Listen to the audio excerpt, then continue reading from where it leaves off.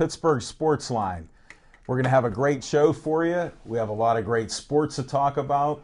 We have some of my fundraising and other things to talk about also, and some different events coming up. And one of our co-hosts is running, well, he's stuck in traffic here. He just gave me a little call. He's not even on Route 88. Smoking Jim will be arriving in the house a little bit late. But we're going to try to carry on with what we normally do, with what's on our mind. We have Big Mike Butera, Chip Hayner, and Al Levine, the talking machine. And we're going to lead this off with Big Mike Butera. What's on your mind? Good evening. I always start off with something that I barely know, which is baseball, but tonight I'm going to put that aside and I'm going to talk about the designated hitter. I overheard a conversation today about the Hall of Fame and how the designated hitter should be included into this, and they made a good analogy, at least for whomever, but not for myself. The analogy was, well, we have closers entering into the Hall of Fame in this day and age. A specialist. Why isn't a designated hitter as a specialist going into the Hall of Fame? Well, one thing, there's only a designated hitter in the American League, not in the National League. There's always been a supply of relievers throughout all of the history of baseball. I mean, this is before even my old school days. However, it's only been in the last X amount of years where they call the last guy on the mound who basically closes out the other team, the closer, and that's the people that are now referred to as the specialists that are going into the Hall of Fame. There's been one, possibly two guys who have spent a good segment of their career that have entered into the Hall of Fame, and they spent a segment as a designated hitter, and that was Paul Molitor. However, he did own a glove. He did play a position. Rafael Palmeiro would have been a Hall of Famer had he not flamed out, because he had all the qualifications, the 3,000 hits. What do you mean flame out? No, PED, performance-enhancing drugs. That's what keeping him out of the Hall of Fame. I thought that was the bunt sign, but yeah, that's. I don't know if that's going to continue on, but simply because, with all due respect, Edgar Martinez of the Seattle Mariners, who did not own a baseball glove. I mean, he went to spring training without a baseball glove. He and his wife were to be participants in the New York City Marathon this past week that was canceled. So he and his wife concocted a fly by the seat of the pants marathon in Central Park. Consequently, he got some props. And now there was some discussion about why isn't he in the Hall of Fame. I'll tell you why. What do you have, 2,300 hits? I mean, that's not the magic number of 3,000. I think he has 309 home runs. So he's not a qualifier. But again, it's it's not even a debate. It's the designated hitter thing, and I think I've run my spiel to the end. So, thank you. See, I wasn't even done, but I'm done. I'm done. Very informative. Makes us think during winter baseball talks about the DH. I hope not. I sincerely hope not. I'm not a DH fan at all. Why? Well, then we can have that debate during the winter talks. We sure can. In front of the fireplace or something when we do that later on, come January and February. Okay, so we'll look at that. Only 90 days. There we go. Let's go to Chip the Prophet Hayner here. What's on your mind, Well, Chip? what's on my mind, as you can see, I'm sporting my Pirates gear tonight. Just to speak real quickly to Mike's point about the designated hitter. I personally don't think that any designated hitter should ever make the Hall of Fame. As a matter of fact, I think they ought to ban the DH. I think the National League puts a better product on the field simply because adding the pitcher into the mix as a hitter in the lineup creates a different set of circumstances for the manager and player moves during the course of the game. It makes it much more interesting. The pitchers, they're just like non-entities in the American League other than the fact that they get on the mound and they throw the ball. When a pitcher can actually affect the course of the game in the National League, and as far as designated hitters go, designated hitters are usually guys that are on the tail end of their career that played a position at one time or another, and their skills have eroded to the point that the only thing that they've got left to offer is they can swing the bat and put the bat on the ball. Does that really warrant being considered for the Hall of Fame? In my opinion, no. But Now, what's really on your mind? what's really on my mind today? I was sitting here and I've taken a lot of abuse over the last 9 months, 10 months, because of my loyalty to the Pittsburgh Pirates. And I'm going to continue to get abuse heaped upon me because I'm still going to tout the Pittsburgh Pirates. I have, I love Major League Baseball, and I love having the Pittsburgh Pirates, playing ball here.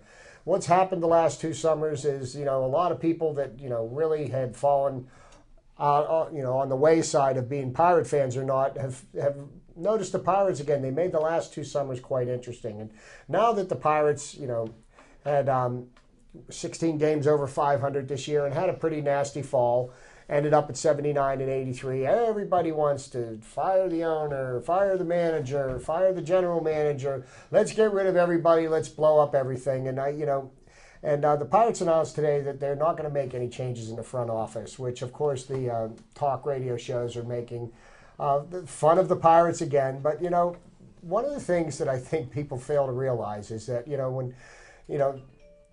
when Bob Nutting and Neil Huntington took over the Pirates, they were in complete disarray. They didn't have any farm system at all. They didn't have one single prospect in their minor league system that was major league capable. They had to make a lot of unpopular trades, traded away a lot of popular players like Freddie Sanchez and Jason Bay, and in most people's opinions, they didn't get anything for them. But what they've done in the process is they've rebuilt the minor league system. They actually have talent in the minor league system that it's working its way up to the pros. And, it hasn't made it here yet. They've got some good talent on the field. And Andrew McCutchen was voted by his peers as the National League's best male athlete this year.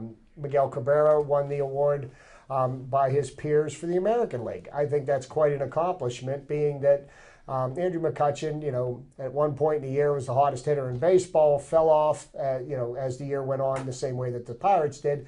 Still came in number 2 for the batting title, but he had such a big improvement over last year to this year.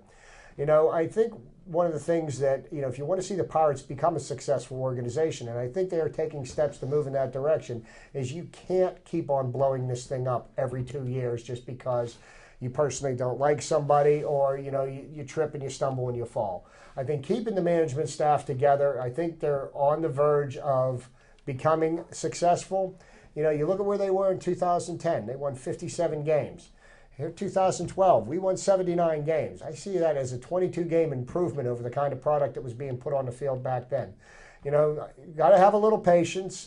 This coming up season, there's going to be some pitchers that are going to be almost ready for the major leagues. That Jarrett Cole, they expect to see him by June in the major leagues. And James Talion is another young pitcher that could solve some of the problems that the Pirates have with their pitching staff. So I am going to continue my support for the Pirates, and I wish everybody else would.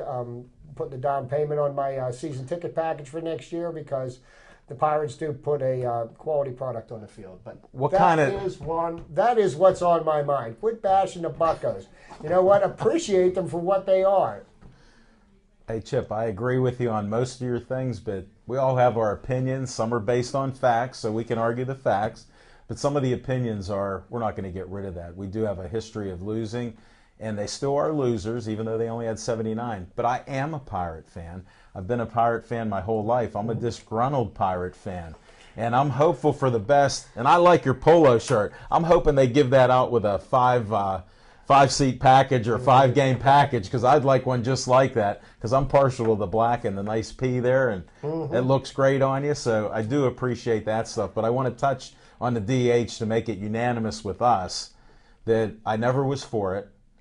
It changes the whole dichotomy of baseball between a full-time player and somebody that's out smoking cigarettes, and then he comes in and tries to hit 1 or 2 times, 3 times a game. So they shouldn't have it, and I think we're unanimous on that, as we said. So thanks for bringing that up, Mike. It's election day. It's unanimous. Well, I wanted to bring that up too. It's too late for you to vote here, so I hope you all went out to vote. It was a great day here in Pittsburgh. That's my public announcement. And I'm just going to be glad when the election's over, no matter who wins. The advertisements, we were talking before, and even for the last week or two, were just so much and so many over the top. I couldn't even do what most men do, is hit the remote and I kept going to different stations. I shut the TV off because they had a same 10-minute commercial on every station. Well, that's not even what's on my mind. I got a bunch of things here on my mind. The first is thank you to Level 20 for putting up with Pittsburgh Sportsline there and our other show. So I do appreciate that. Paul Doherty brought us T-shirts, the Pittsburgh Sportsline crew, for supporting Tony Lanero in his Ride to Finish. You can go to ridetofinish.com and you can even buy the T-shirts. Paul assured me he's going to have some black ones with the Ride to Finish. And then, Matt, if you can get this, a nice close-up of the back. And this is one of Tony's favorite sayings. I don't know if you can see that there. And I'd like to get that out because we'll send this to Tony on YouTube. He is a true hero. He's a modest man. And you should just go and hear his story. You can friend him on Facebook. You can go check this out on YouTube. And he's just a great guy, and it's something we want to support. And speaking about supporting, Sammy Vasquez has a son, Sammy Vasquez Jr., who's going to be fighting in Ross Straver Ice Gardens on, what is this, November 29th? Or the 24th, Saturday night, November 24th. We're going to have a graphic here. And Sam Sr.'s let me promote, who can? Mexican. And then I said, do you know about Pie Trainer? He goes, no. I said, well, he made Who Can? American. So I told him the story, and he goes, hey, Al, guess what we have on our T-shirts? Sammy's in the military, so we have Who Can? Mexican on the one side, and we have Who Can? American. So they're covering everything in Pittsburgh, and you should see the crowd that Sammy brings there. I was at a fight in Greentree, my old hometown up there, at the Greentree Sports Complex, and they had people from 2 years old up to 90 years old yelling Sammy and Who Can? Mexican. They bring energy, and he's a good fighter also. He's going to be a next champion in the 147 to 152 weight class. And he's a young man that's represented his country, and he's done 2 tours of duties in Iraq. So, you know. Exactly. And the military he's a true blue American hero. And they're the only ones that ever have a Hummer come to a boxing match. So who knows what'll be at his next boxing match. Maybe we'll get an airplane or a parachute or somebody will drop in. So it's pretty exciting. Then I want to bring up about, Chip, I'll need your help again so I can read this. We're promoting Heroes Behind the Badge. It's a documentary film featuring some of the brave men and women of law enforcement who put their lives on the line and survived, and those who made the ultimate sacrifice. The Bethel Park Police Department and the Greater Pittsburgh Police Pipes and Drums are going to host this Heroes Behind the Badge. This is November 17th at 7 o'clock at the new Bethel Park Auditorium. It's only $15 a ticket, you know, in advance. So it's $20 at the door. It's for a great cause, and it's to help the people that help protect us in our community. So one of the things I like to do is promote that. Then I have another, sorry to take the infomercials up, but Smoking Jim's in the house. Give me 2 more minutes and then we can bring him in. Now, here's a guy, maybe some of you, I'll hold this one up, Chip. This is a friend of my dad, Jim O'Brien. Maybe a few of you guys have heard of him before. Yes, I have. Now, he's a prolific writer, publisher. I don't even know, but he was, if you know this, that he was inducted into the U.S. Basketball Writers Hall of Fame. That's how good he is. He also was a founder and editor of Street and Smith's Basketball Yearbook for 37 years. So he has a lot of history. Now, he come up with a new book, and he happened to see me on LinkedIn, and we connected there a while ago, and he has a book called Immaculate Reflections. And of course, it talks about the Immaculate Reception and other insights that he has. He's written books about Chief, the Art Rooney story with the Steelers, Roberto Clemente. I mean, he's written a ton of different books. So check out Jim O'Brien. Google him. You'll find him there. He's a publisher. Buy his book. He'll autograph a book. What a Christmas present that'll make for somebody. So that's it, guys. If you want to go to a commercial so we can get Smoking Jim Frazier in here for something, go ahead.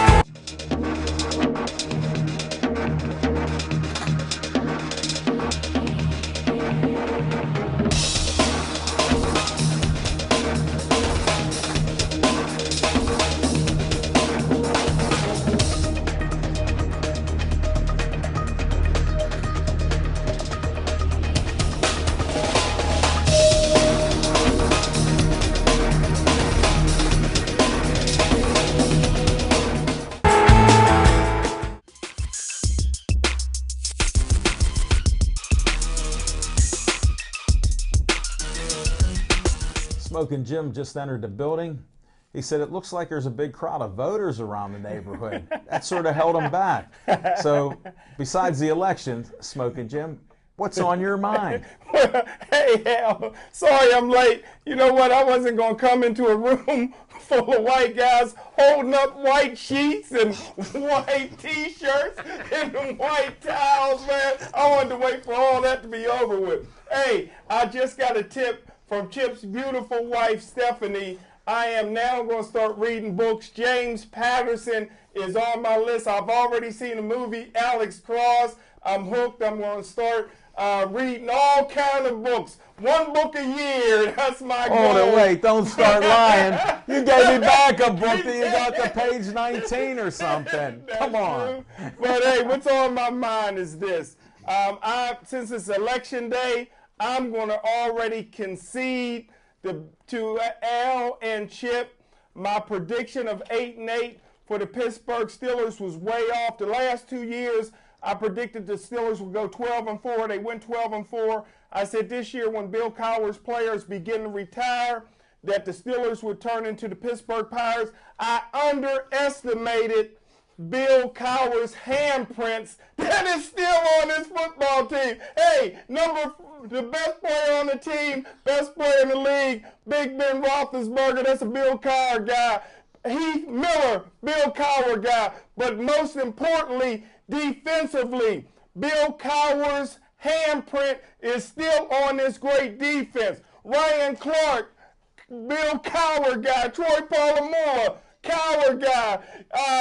Ike Taylor, Cowher guy. Larry Slowfoot, Cowher guy. James Harrison, Cowher guy. Kiesel, Cowher guy. Casey Hampton, that's 7. Cowher guy. We don't stop right there. The coaching staff. Defensive line coach John Mitchell, Cowher guy. Linebacker coach Keith Butler, Cowher guy. And defensive coordinator Dick LeBeau, Hall of Famer, Cowher guy. But all the penalties we've been getting on special teams and the fake field goal against the Giants, where you expected the field goal kicker to outrun all them fast brothers for the Giants, that's all on Mike Tomlin.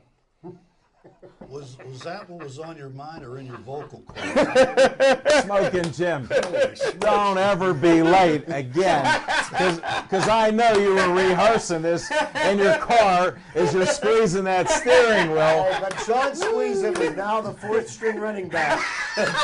They promoted him. He's going to be covering dual duty. For when Jonathan Dwyer goes down and Ike Redmond and if Rashawn Mendenhall never makes it back, we've got that zone. The hamstring or got hurt, who would have had to kick? Oh, I don't know. Well, wait a second. A Cowher guy. Wait a second. Hey, I got to give. You know what a great lead into the Steelers game last Sunday night. The Steelers really put up an impressive performance against the Giants.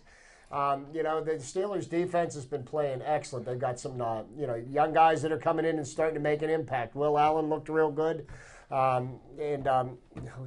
Cortez Allen's been doing a real good job. Keenan Lewis, what about him in spite of the penalties? Monday he wasn't cutting it, so they parked his butt on the bench, and But the Steelers' defense, if you look at it, for all rights and purposes, they gave up 3 field goals to the Giants on Sunday. The referees gave them a touchdown. That call against Ryan Clark, that was a sin. To say that he hit that man in the head, and that was helmet to helmet. It wasn't even helmet to ribs. It was shoulder to ribs. And then they announced that the players got bruised ribs. If you hit him in the head, what's his ribs doing being bruised?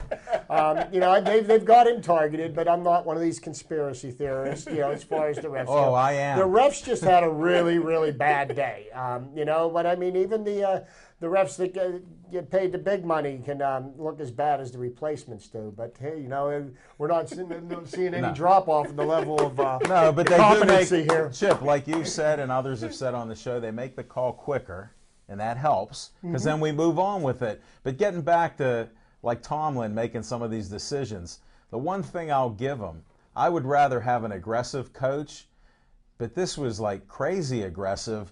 The only good thing on that fake kick was Butler threw one of the nicest handoffs. Did you see that little flip to squeeze them? I thought that was one of the best that I've ever seen on a fake field goal when he tossed it up. It was beautiful, but not when you got two big animals waiting for you. Well, you know what? I didn't argue so much. I have a problem so much with him going for it. Personally, if you've got a 6'5", 250-pound quarterback, and you've got a yard to gain, and you've got an offensive line that's pushing people all over the field, kind of would stand to reason to me. Just, how about a quick quarterback sneak? You don't have to worry about fumbling the ball. I mean, you let your big quarterback. He's got 5 big linemen to protect him. But the one thing I do admire about what Tomlin did is after the game, he said, I made that call. He goes, and my players backed me. And sometimes the players have to cover for bad coaching. And he admitted that was a really bad decision on his part. And I tip my hat to him because, when the man's wrong, he admitted he was wrong. Right, but here's what you got to think about. You're going against the Super Bowl champs. Now, you get a field goal, you tie them with about 10 minutes to go, and your defense is playing lights out against Eli. So even if it's not in the book, it got to be in common sense coaching. No. What did Herm Edwards say? Oh, Herm Edwards play to win the game. There's one of the craziest. Win the game. There's one of the craziest guys that you ever meet in your life. If you're going to go by his book, I don't want to even see the book, but that's why we have opinions here. That's why we talk about it. But I would have rather seen a running back get the ball or Big Ben, because somebody here keeps saying he's the greatest Steeler quarterback. So if it's 6'5", 270, if he can't fall across the line for less than a half a yard, why aren't we doing that? Yeah, they gave it to the guy that was 5'8" and 140 pounds. Hold it, but did you hear on one of the talk shows that, I don't know, something like the Fun or Fan show, they were talking that they talked to his coach. He was a hockey player. He was such a tough hockey player that he got thrown out of a few games for fighting when there were brawls. And then, plus the other thing, the girl Marianne at Azazu cuts my hair.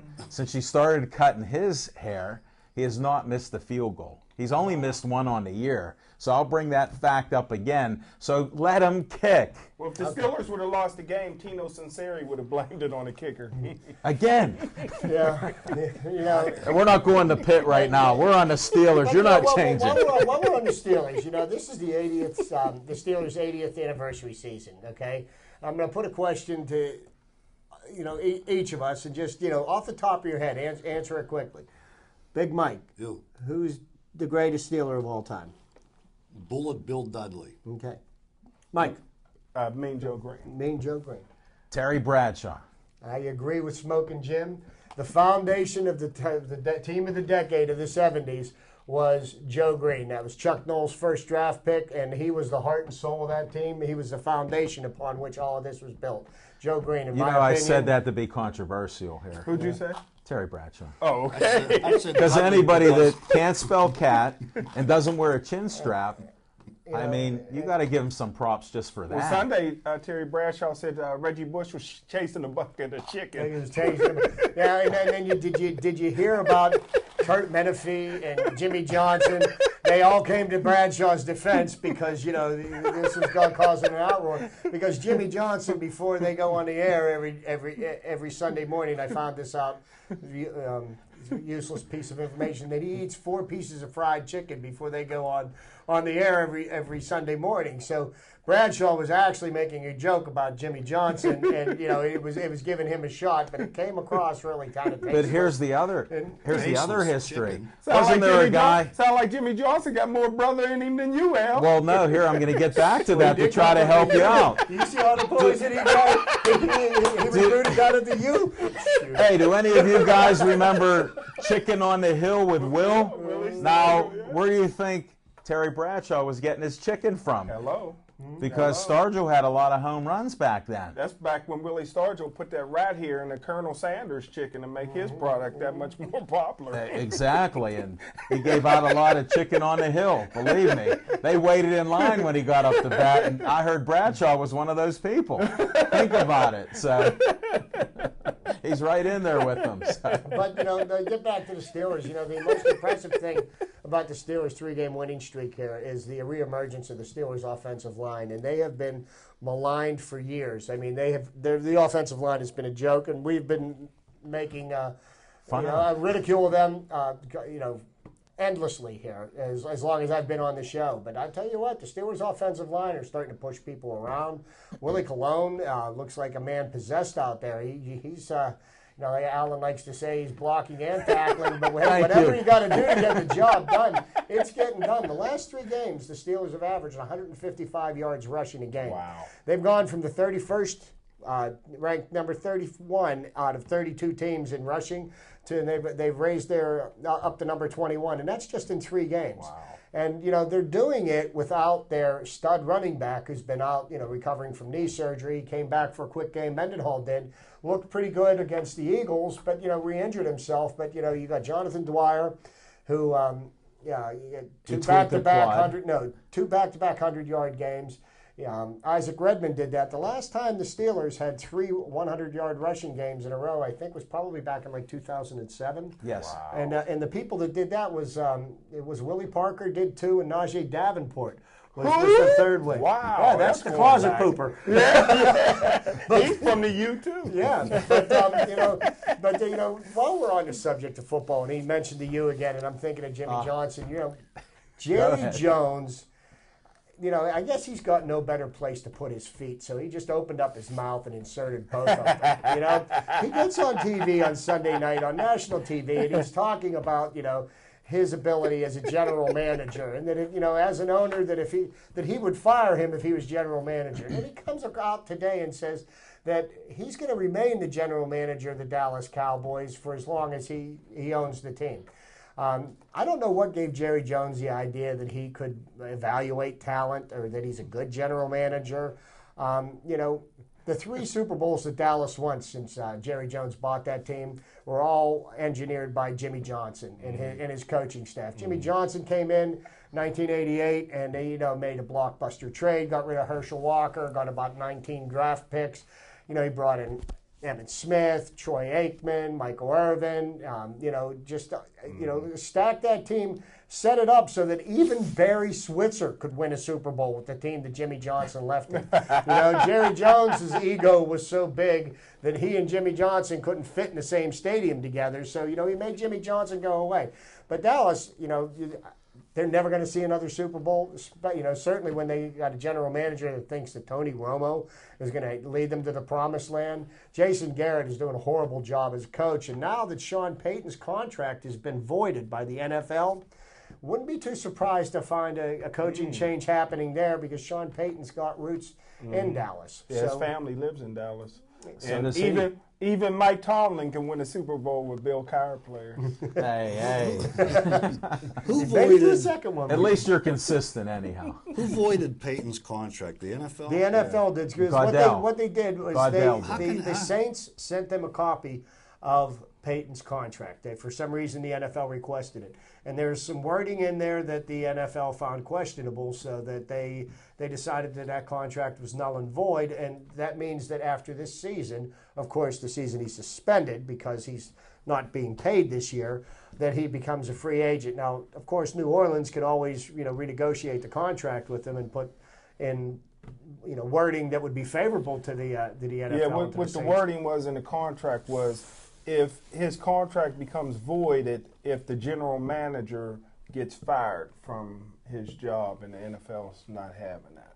Was that a lawsuit in the making now, or what? It could be. Should be. No, you know what? Always is. Peyton's just going to keep his mouth closed, and he's going to coach for somebody next year. I mean, there's going to be quite a number of head coaching positions open in the NFL. You can look at Carolina, you look at San Diego, you look at the Kansas City Chiefs. Philly, don't forget Cleveland Philly Browns. right now. Well, if you're Cleveland Peyton, Browns. do you leave Drew Brees? Well, that's the thing. I mean, is Sean Payton such a good coach, or is he the product of of having Drew Brees as his quarterback? Look at Mike Shanahan. He looked like a genius when he was coaching John Elway. Yes, Okay, he did. John Elway, helped Shanahan to win 2 titles. Now, Shanahan today came out and said that he's basically throwing in the towel on this season. He's given up on the fact that they have any chance of getting anywhere this year, and he's going to start evaluating talent for next year.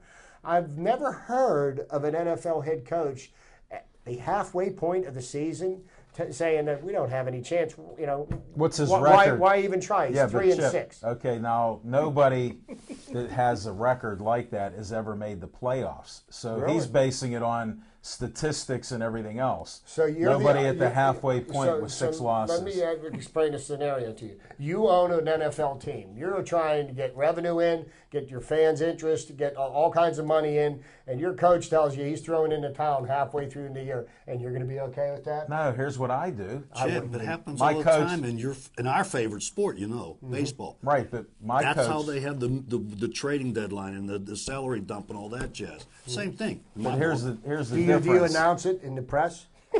I think he No, uses know it- what? We're quitting right now, and you know what? Here's the answer.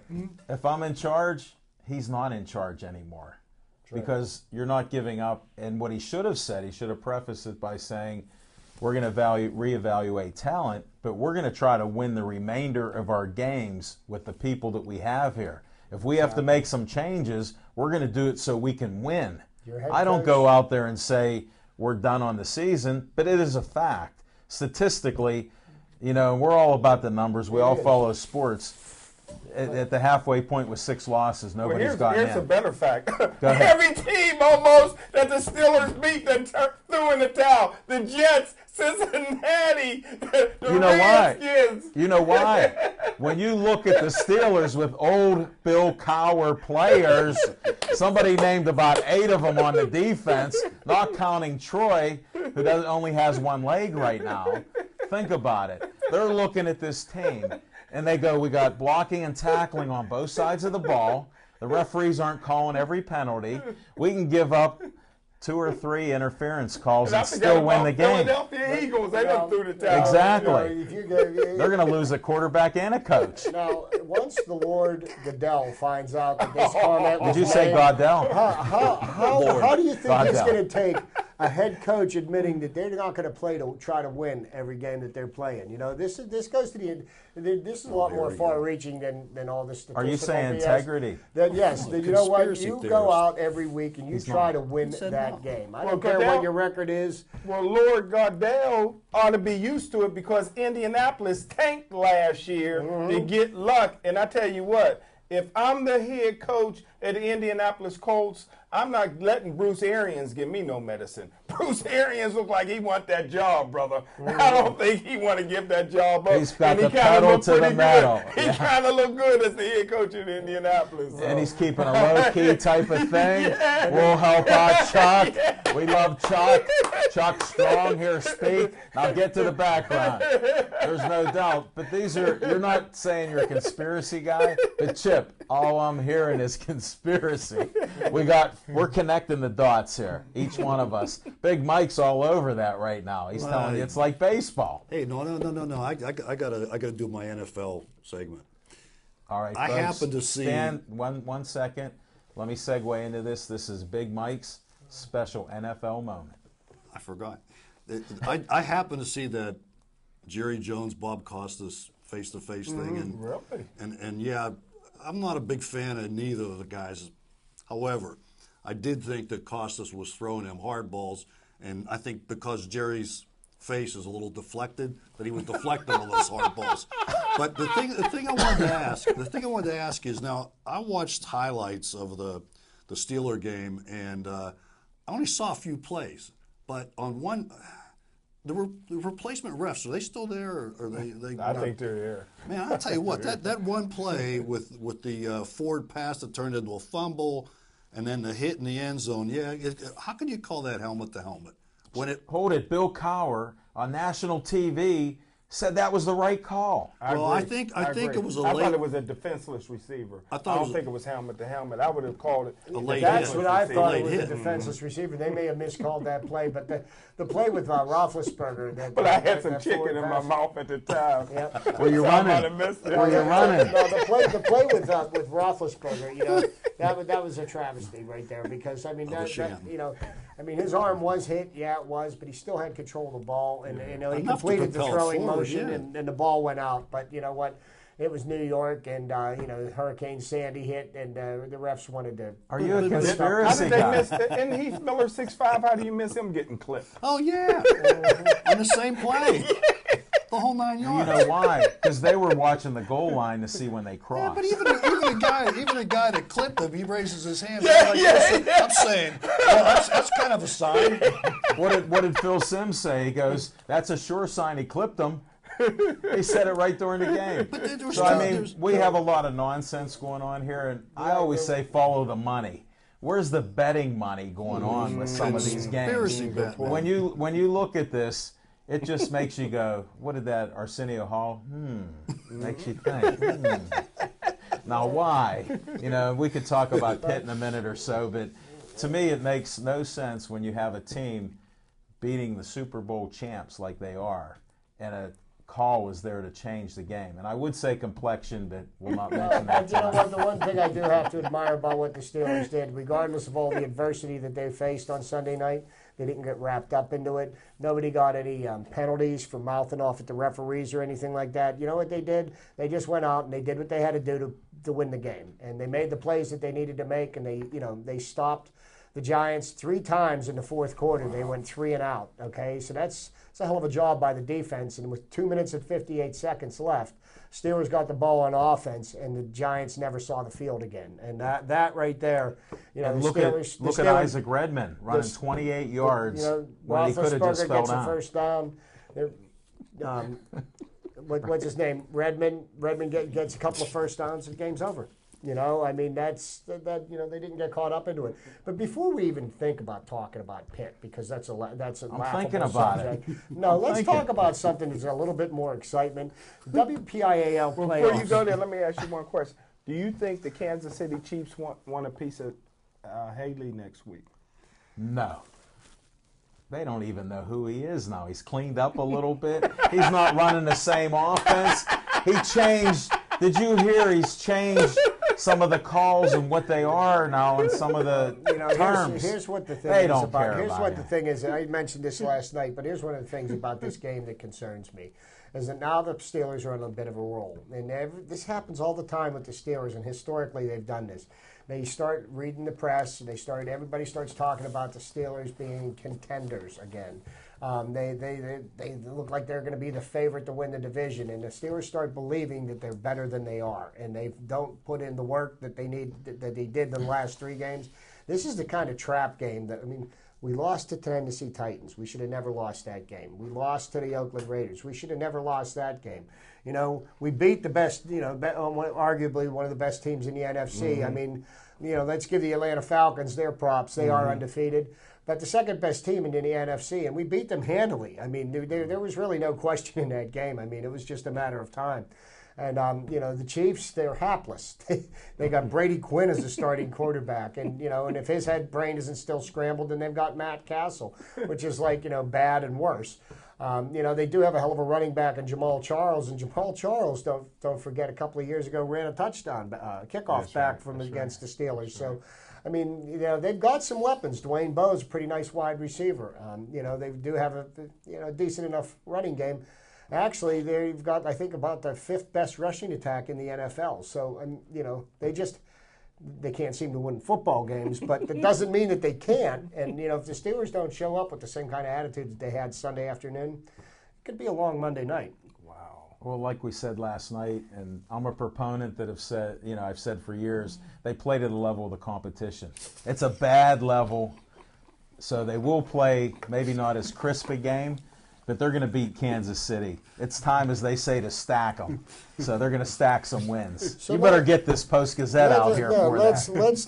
Let's go back to the something a little bit more exciting, certainly more exciting than I'm Pitt just football. about undefeated on my So Let's find out. We're going to go to the WPIAL playoffs. High school playoffs are in full swing. Jim's going to be down at Heinz Field calling the games on, what is that, Thanksgiving weekend? day after Thanksgiving, the 23rd. Day after Thanksgiving. Well, in the Quad A, no big surprise in the winners in the Quad A. North Allegheny won. They're going to be playing Bethel Park. Who do you like? North Allegheny. North Allegheny. Sorry, Bethel. Sorry, You Blackhawks. picked against them last week, Yeah, too. yeah. I was Sorry, going to text Blackhawks. you, but I left you alone. Sorry. Blackhawks. Seneca Valley's Go playing Bethel. Mount Lebanon.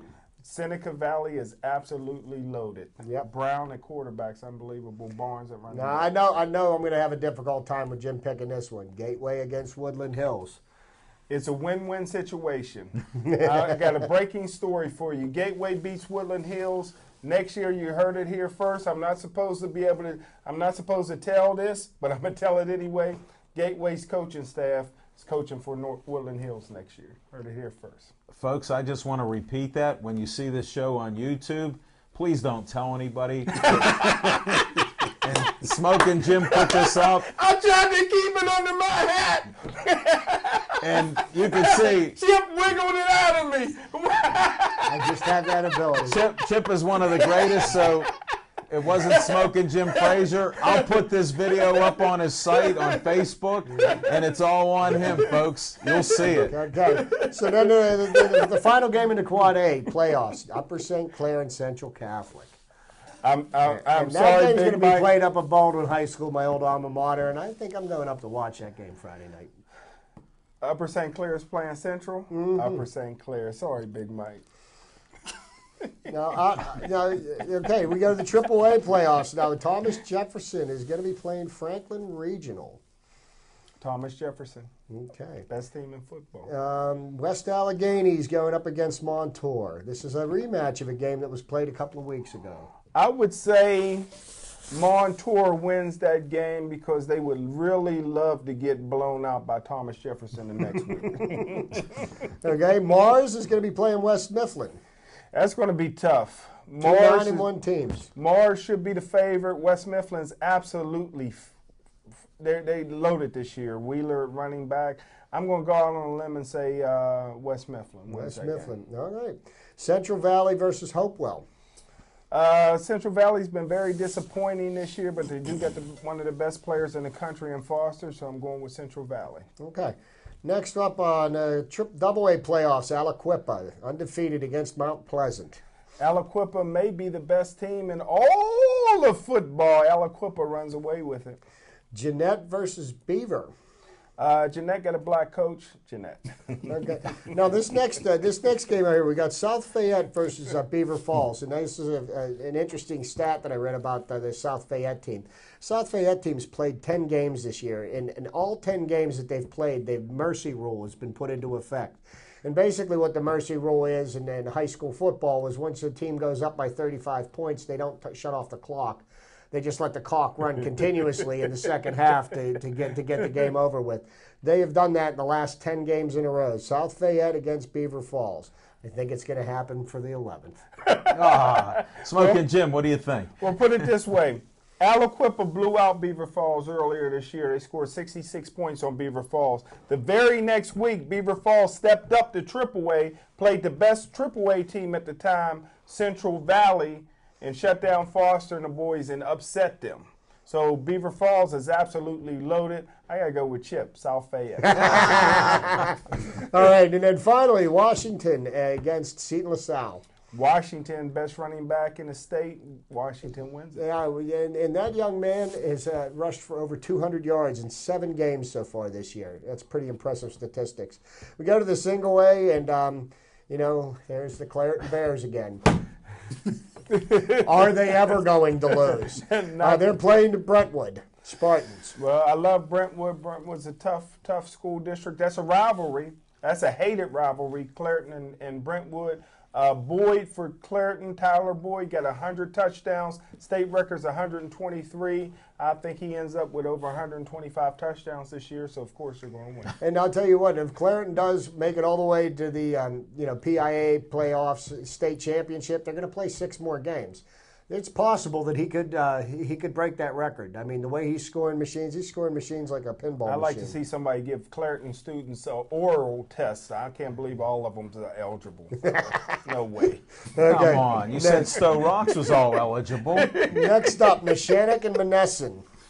I'm going with the Greyhounds. The Greyhounds. All their players are back out of jail now, and they're full force this year. Stowe Rocks versus Union. Oh, Stowe Rocks is absolutely loaded. Stowe Rocks got 3 or 4 Division I prospects. I'm going with Stowe Rocks. Anybody going And to then school finally, we got Rochester going up against North Catholic. Woo! I hate to pick against North Catholic. North Catholic upset Bishop Canavan last year, last week. But Rochester, very well coached team out in the Beaver Valley. And just a little tidbit. I always like to throw in some useless facts. And on this day in sports, November 6th, there's 2 NCAA records that were set on this day by players that are not household names. Wow. The NCAA rushing record, single game rushing record, was set by a man named Charles Roberts.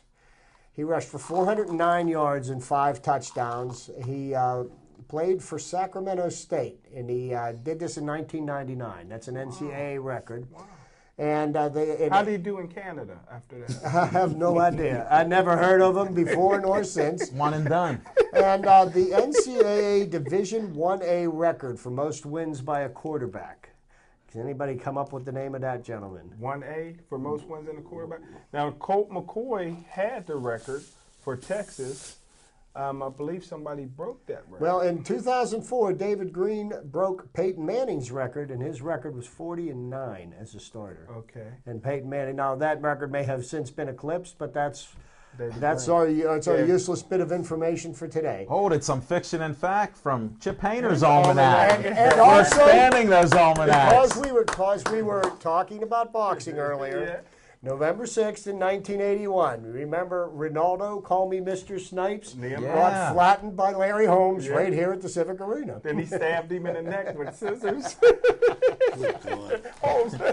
More Yeah, fiction and wow. fact from the Pittsburgh What year Sports was Line that? crew. Was that year? 1981. Wow. Was that, That's a see, long time ago. and I can remember it like it was yesterday. that something? Ronaldo, that boy got hit once by Larry Holmes.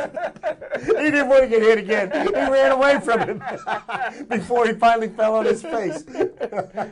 Remember, he got a lucky knockdown against Larry Holmes. Oh, Yeah. that pissed Larry off. Smoker, what's the before I go to you, what division is North Catholic? They're single A. Single A. What's their enrollment? What's Central Catholic's enrollment? And what's Gateway's enrollment? Why is Central Catholic is it quad A or Yeah. quad? Quad A. Yeah. It's the number of boys in the school for when it counts for quad A. Oh, Seemed like I should know how many boys we got, but I don't think it's the equivalent of Gateway. 35 at North Catholic. 35 guys. Yeah. See, I'm kidding. No, Jim would know. I don't know what the requirements are for single A, quad A. I know that I feel that there are teams that are playing. I think Clareton should be moving up from single A to double A. I think Thomas Jefferson should move from triple A but up they to may up not to have quad the A enrollment. because they may not have the enrollment, but they're just they're so head and shoulders above everybody else in their division that it's. Well, Aliquippa's only a double A school, and so is Jeanette. And they both, Class A schools, but they both play up to double Right, but A. you get can a move choice. Up. Yeah, you you get can a choice to move up. Yeah, You don't get a choice to go down. Right. Clareton. So that's some of the thing. things with the way kids and classes change. And then look at the coaches you have. To me, I got to give a lot of credit to high school coaches to keep a tradition going and get those players, whether they recruit them or provide jobs or whatever else for parents. I mean, you still have to give coaches credit like that Bill because Trumpet, the enrollment coach isn't at there. Bill Trumpet, the coach at Sorry, Jim. Thomas Jefferson, year after year, he turns in quality teams, and I would think, Yes. they go 10-0 every year, 10, 11, 12-0. Go against some better competition. Where did he play high school football at? You're going to tell He us. played high school football for Steel Valley, and his coach was the Woodland Hills coach, Novak, who will be retiring this year.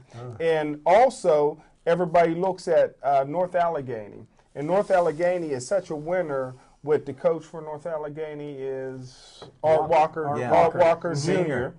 Art Walker Sr., yeah, he's Still doing it from a legend from Mount Lebanon. But look at what Art Walker Jr. has done. Well, he went 0-10 in high school when he played for Baldwin, and didn't win much at Clareton. Right. But when he got out of his college, he was the offensive coordinator for West Allegheny when they were winning all those championships with Tyler Pelko. Then he goes to Central Catholic and takes his dad, and he wins those championships with Central Catholic. Then he left Central Catholic to North Allegheny and took his dad. and winning championships. What's the there. key to this? Art Walker's What's the winning key? championships. With who?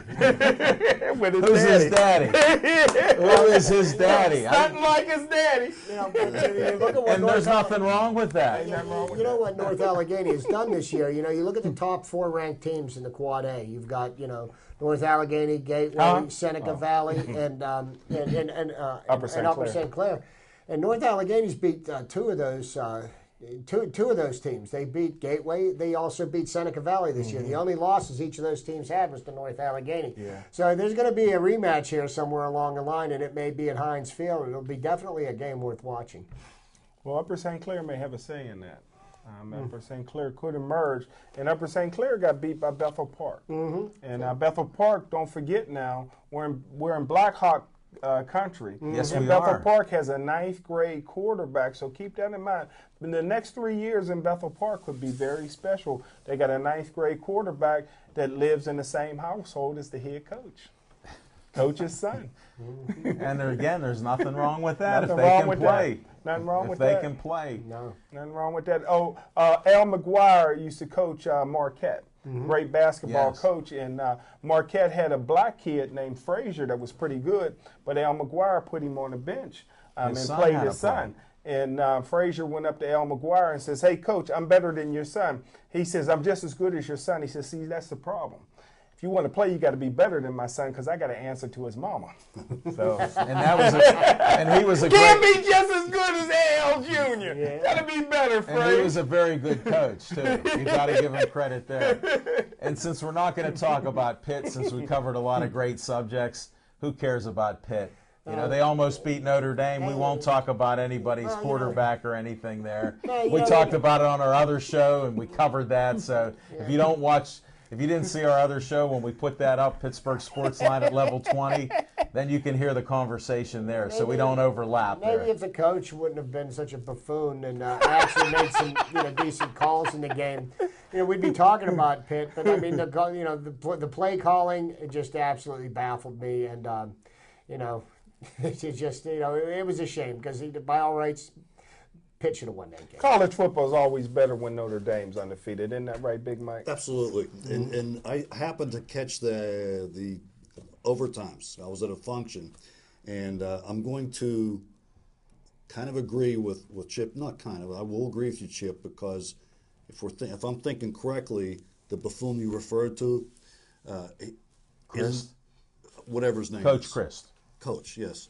Isn't this the same guy that didn't have confidence in his defense earlier in the season, sometime in the fourth quarter? So his game plan was to get into overtime when it's basically your offense is on the field to go for But those. here's No, where he's his just biggest screwed. flaw was, to forget about the luck of the Irish. When Pitt went And to the kick- referees. when Pitt went to kick that field goal that could have potentially ended the game, Notre Dame had 2 players on the field with number 2 on, and then there's an NCAA rule that you can't have Yeah. 2 That's players right. on the field at the Right, same time. right. And and they had even the Chip Kelly, the coach from the Irish, admitted that they were, and they just didn't catch that. But there you go, you got the luck of the Irish. And Because here's- that should have been a penalty, would have given Pitt a first down. They would have had another set of downs to try to score. And here, for you conspiracy theorists, they showed the 2 number 2s because I'm watching the game. I watched the whole game, Big Mike. I didn't have an event to go to, so I was watching the TV. So anyhow, I saw 2 players with number 2 standing next to each other during the game, and I wondered what was going on. Then when they were on the field, it's like there's something wrong. Now, there was a 17-point, for Pitt. The bookies had rated it somehow with that. And my point is, again, you had a referee call that changed the game. You had coaching. All of a sudden, they went to the pass, 3 and out, which is bizarre because you had Ray Graham running everywhere on a defense that only gave up 1 other running touchdown until that game. Wow. So there's only 2 running touchdowns. Now, a coach, they look at all the statistics. What do they have, these cards and everything, computer printouts? So who in their right mind, no matter what you're on, is going to go to pass 3 times and then do it again? And folks, we're going to have to end on that happy note. Go Pitt, go Notre Dame. Big Mike Butera, thanks for your insights. Central Catholic. Smoking Jim, thanks for coming in. Chip Hayner, good luck on your picks. This is Al Levine, the Talking Machine. Pittsburgh will win again, number 4 in a row against Kansas City. Have no fear, Chip. Thanks for watching our show. Good stuff, guys.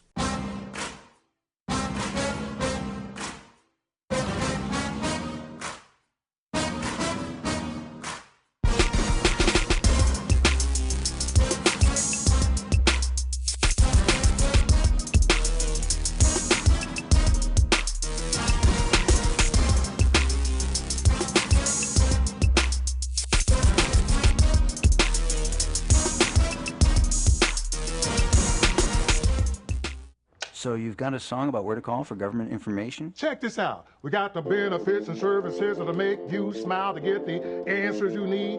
Put us on speed dial. That is gold, Your Honor.